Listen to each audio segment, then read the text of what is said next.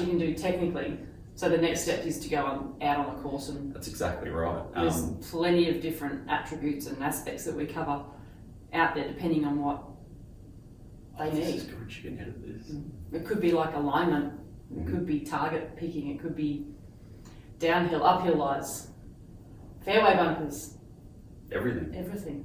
Anything you want. I find the benefits to on-course stuff is you can take what you've learned on the range out and apply it in a pressure scenario, whether you've got one shot.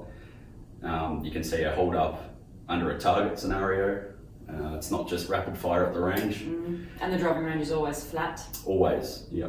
And you've got instant, you can just pull another ball in and fix it straight away. Golf course trains you to trim and forget, move on.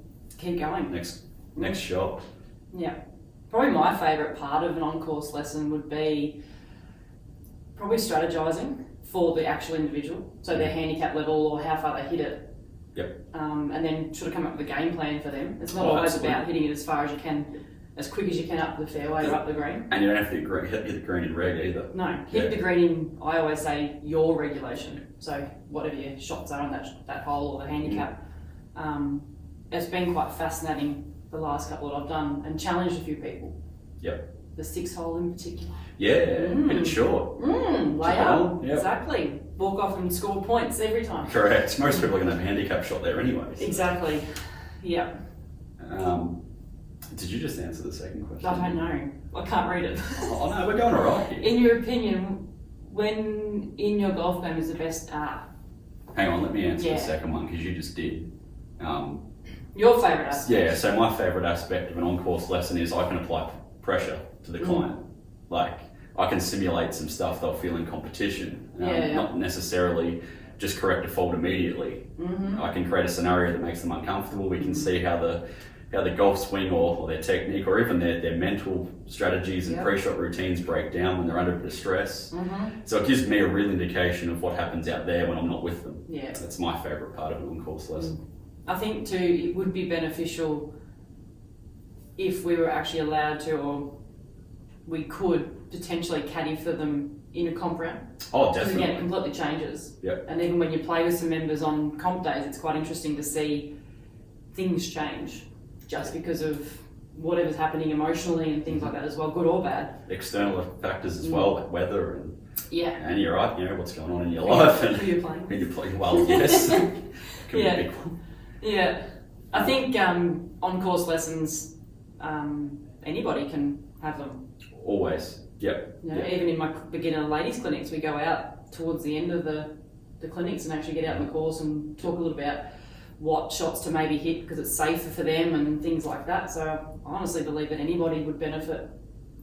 There's and I don't think anyone's too good for one either. I teach a few pros and we get out there and we discuss some tendencies and some things. We try to promote a game style that suits your own tendencies. For example, if you use me as an example, I tend to hit a bit left to right and my miss goes too far right. So so I'm always going to, I'm never going to set up in a situation where if I do hit that big right one, it's going to get me into trouble. We're always going to play away from that and, wait for holes and flags that suit my shape. Yeah, exactly. So, even at the lower level or the more handicap level, it's the same thing. Always just play to a shape. You don't have to your shape. You don't have to do what the hole suggests. You don't have to hit a draw off a dog leg right to left. Doesn't work like that. No, exactly. And this is again why it's so beneficial to get on-course lessons, I suppose. I feel like what I see out there is, especially better players probably try to do too much. You don't have to. Sometimes it's just middle of the green. Yep. Again, if you're not playing a lot and things like that, just middle of the green. Yep. Don't get fancy. No. Yeah, exactly. Keep it simple. Yep. You might accidentally hit one close. Hit it a bit offline and. How do you like to structure your on-course lessons? Do you have a sort of a technique that you like to structurally do it? It's all usually different again. Depending on whether we have a range warm-up to start with or not, I'll just let them go for the first hole, and I'll just and they don't know this, but it's more of a it's an observation for what I'm looking at, but it's more of a warm-up for them. Just let them get a feel for being on the golf course, hit a few shots to get going, and then I'll start to apply some pressure basically. So we'll talk through some stuff. I like to talk through how the person rated the shot internally, in terms of obviously shot quality is one of them, but it's more outcome. Like you can hit a crap shot to a good spot, and don't judge it. I think it's to like trusting the process. Yeah. So you can see them commit 100% to a particular process, whether it's them that've come up with it or we've worked on it together. Yep. And it hasn't executed well. That's still a massive tick. Of course it is. Because process is good. Process is huge, and that's the stuff that's going to eventually make you a better golfer. Yep. Particularly under any circumstances. Any circumstance. Yeah, pressures and nerves and things like that. And like most people are gonna, like even I sometimes, if I'm having a lesson, which I still do, even as a teaching pro, I can feel a bit self-conscious. Yeah. So the coach creates pressure just being there. Yeah. Just being watched. Yeah, 100%. Yeah, 100%. Yeah, totally agree with that one. Yep. I think when anyone's booking in or considering booking in an on-course lesson, is talk to your coach, 100%. Try and work out what you think you might need again for that lesson. So it might be just alignment that we've got to work on, target picking and things, or like I said, it could be angles and like uphill and downhill lies and stuff. So depending on what you need, I think it's going to be depending on the day that suits the course and definitely. I also think course availability. Some of the stuff that I look at in terms of being out there and doing on-course lessons is even stuff like dialogue. When you put someone in a situation, they go, I'll try. Like, don't try, stick to the process and do. If it comes off great, if it doesn't, We're always trying. We're always trying. We're always trying our best to do.